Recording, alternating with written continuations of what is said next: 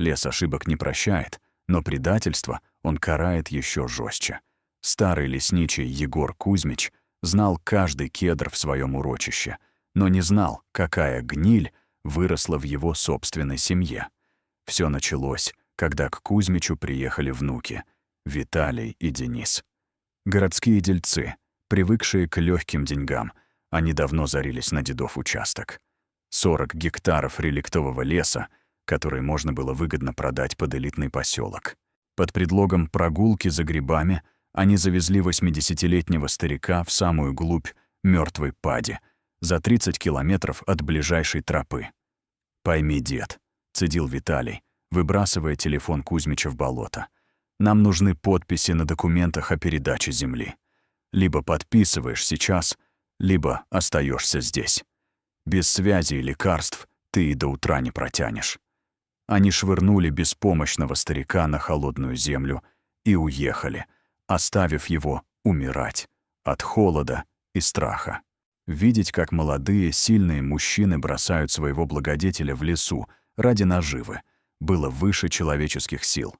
Это было хладнокровное убийство, замаскированное под несчастный случай.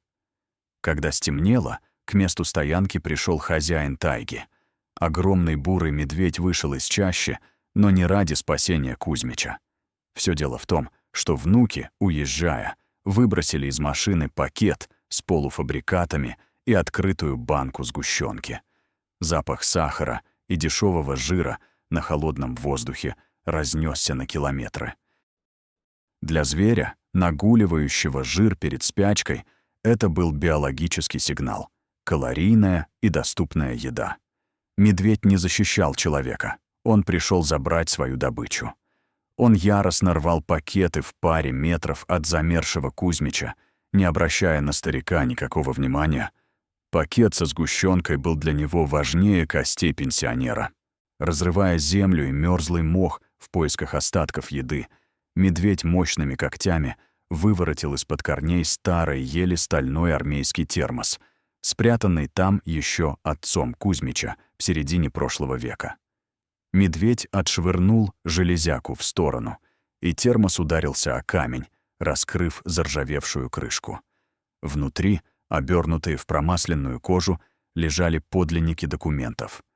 Государственный акт на вечное владение землей, выданный еще при Сталине.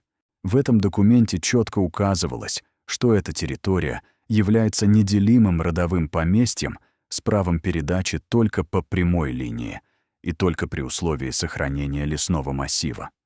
Никакие современные дарственные или сделки купли-продажи не имели силы против этого юридического монолита. Эти бумаги мгновенно превращали все планы внуков в пустую бумагу. Внуки, решив вернуться на следующий день, чтобы найти тело и забрать документы, наткнулись на медведя, который все еще доедал остатки провианта. В ужасе, бросив машину, они бежали через лес, пока не вышли на патруль лесоохраны.